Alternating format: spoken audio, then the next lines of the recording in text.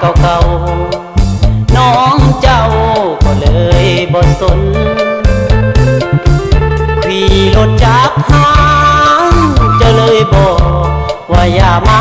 วนมันบอกคู่ควรหน้ามนมีไปให้พ้นให้ไกลสายตาเขารวยเขาหังเขาเลยได้นักเป็นแฟนคนกระเป๋าแปนคืออายเจ้าบ่หัวซาเขาเปรียบเหมือนหงส์ตัวอายเปรียบเป็นเส้นกาเลยบอกมีวาสนาได้น้องกันดานั้นมาเป็นแฟนเขามีวิโก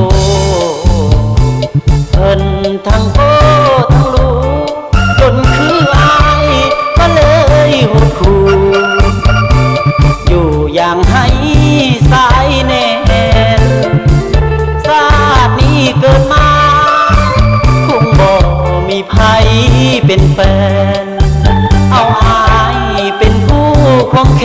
นห่วมสายแน่นเป็นผัวนอนางถ้าหากวันใดหนุ่มวีโก้เขาทิมเขาป่าให้น้องคืนมาอายดีนานั้นยังคอยทาง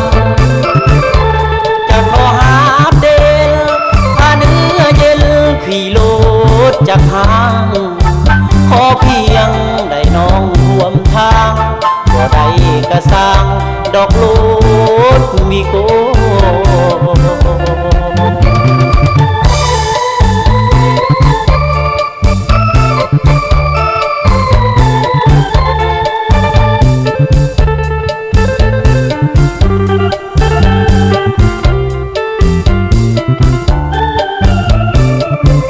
เขา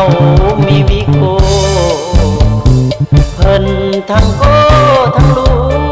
จนคืออายก็เลยหดหู่อยู่อย่างให้สายแน่นชาตินี้เกิดมาคงบ่มีไผเป็นแฟ